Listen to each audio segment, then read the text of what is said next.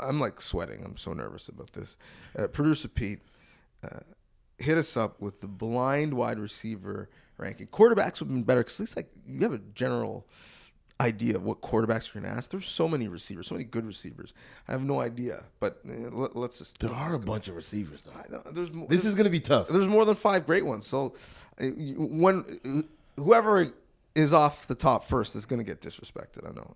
Yep. Just let's go. Yeah, see, if I did quarterbacks, you'd actually know where to put them. Receivers, you don't know if I'm hitting you with an all-star or a second stringer next. Yeah, which makes this exercise dumb, because what does this prove?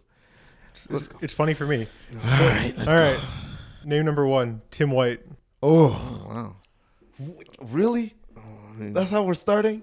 Yeah. I do believe he was a top receiver as far as reception yards in the season last year on a team that struggled a bit, found itself, lost itself, and is looking to grow next year. I'm good. I'll let you go up top. I'll let you go first. Numero uno. Wow. I'm putting him at 1. Listen, we could have had an open book test, and you can make an argument that Tim White should be number 1. And I don't know what tricks Producer Pete has up his sleeve, unless he's going to go to all-time receivers. He's going to say Milt Stegall or something like that. No, only active. Okay, well then, only active. He's a number 1. He wanted number 1 money. And listen, I'm not a GM, but I got him as my number 1. Because I'm not going to slide him down to another spot hoping that someone might be better. You can make an argument that there isn't anyone better. Tim White, number 1. I like Tim White. I love Tim White. I love his game. I love the person that he is, the leader that he is. When they tell you how much they love you, they're about to I'm tell gonna you get why to they it, don't love you. But I'm going to place him at 2. Okay. I'm placing him at 2. All right. And the only reason is because as much as he's shown his abilities and his impact for each game that he plays, he hasn't done it at the greatest level, at the top, at the biggest game in the league. That's the only reason why I'm not putting him at number 1. I think that there are some names that are going to be called that have done it in the big game. Yeah, you better hope November. so. I hope so. You better hope if not, I apologize, Tim White. All right, number 2, Curly Gittens Jr.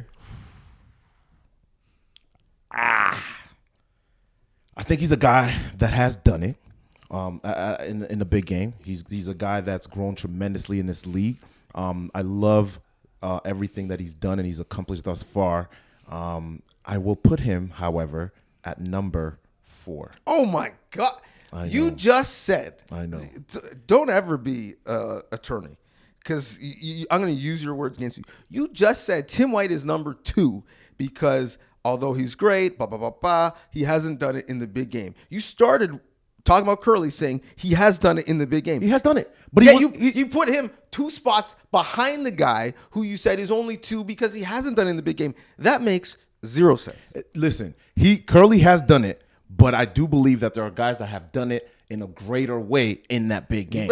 That is the reason why I'm living. And when you talk about a single game or a single season, Tim White is further ahead. That's my perception on all this.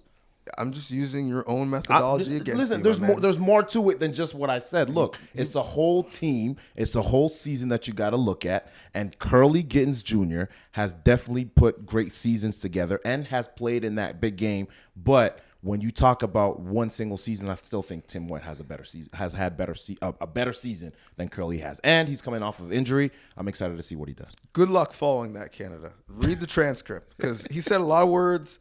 They were not consistent. Okay, so how about you put him on the list then? Curly, I'm putting him at number 3. All right. Sounds good. Any particular reason? Because he is one of, if not the best Canadian receiver in the game. He can play multiple positions. He runs the entire route tree. Think the line of delineation for me between a Tim White, who is 1, and a Curly Gittens Jr., who is 3, is I don't know if Curly at this stage in his career has dictated defenses. Oh my goodness, he's motioning to the short side. We need to react. Partially because Tim White's teammates, quite frankly, were not as good as Curly Gittens Jr.'s over the last few years. No doubt. Defenses had to try to take Tim White away, and he still put up numbers. So for me, I got Curly at 3. Curly's going to have a chance to dictate some defenses because I think the players around him are not as good as the receivers he played with in Toronto. So he will rise up in the level of attention that coordinators give to him. But based off of what he's done, I think he's going to come back off the hip injury just fine. Number 3. And also one of the greatest CIS receivers of all time. Fair enough. Who you got, Pete? All Let's right. see who we got next. Next up, Dominique Rhymes. Makes exceptional plays, catches bad balls, gives you some yards after catch. I got him at number 2. Now, I'm quite slanted to the top. So Yeah, heavy slanted to the top. I can't wait to hear the next 2 I names. can't wait. Ooh, I can't wait. Oh, where you got Dom Rhymes? Listen, Is Dom Rhymes, should he be lower than 2? I'm putting Dom Rhymes at 3. Okay. Look, I'm putting Dom Rhymes at 3 for the reasons that you talked about earlier about Clyde Gates Jr. being on a team that was loaded with great receivers in BC, and he was still able to set himself apart with those guys. And I do believe that now going to Ottawa is going to be one of those breakout seasons for him, and I'm excited to see what happens with him. So let's just take a breath and look at this. I have Tim White at 1. You got Tim White? Knock has 1 behind at 2. I have Dom Rhymes at 2. Knock has 1 behind at 3. I have Curly Gates Jr. at 3. Knock 1 behind at 4. He has stacked the middle of his board.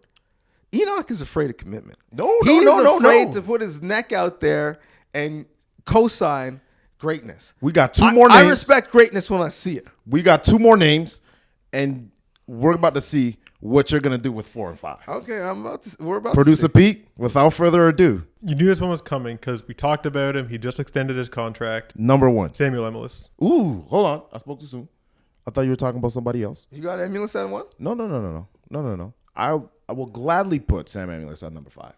Okay. I think he's an up-and-coming guy. He's showed the league what he's capable of doing. I talked about it earlier. He's the type of guy you want to lean on. But again, I think he has more in the tank, and he has a lot more to show to the league. Him committing to Saskatchewan is only going to make him better as well. Amazing complementary pieces. Trevor Harris at quarterback with a good running game. He's going to have a blowout season, but I'm putting him number 5. Well, we'll see how gladly you will be to put him at 5 because your only open spot is 1. That's right. So you better hope that the next name out of Producer Pete's mouth is better than Tim White, Dominic Rhymes, and Curly Gates Jr. I, too, will put Emulus at number 5. And I think I feel good about that's where he should be. All right. Here we go. I think I have an idea who's Producer Pete's going to say next. Before I say it, do you want to tell me what you think? As to who you're going to say? Yeah. I think you're going to say Geno Lewis. I think you're going to say Kenny Lawler. Kenny Lawler. Number 1. Talk about it. I mean, you talk about being able to make every single catch, being able to make every single run every single route. This is that guy. He absolutely changes defenses. You talked about that earlier as well. When he is on the field, you want to know where he's at because offenses seem to, every time he steps on the field, look to him being one of the first options to look at. And so I think Zach would agree. And C. Strevy would agree as well. Number 1 for sure. Whoa, would Zach agree? Because you said one of the first options. And listen, you're not going to have me out here putting any disrespect on Kenny Lawler's name. And Kenny Lawler. Listen, I'm not having you do anything. You're the one that's putting him at 4. Let me finish. But you said one of the first options. I have Tim White, number 1 receiver on his team. Dominic Rhymes, number 1 receiver right now on his team.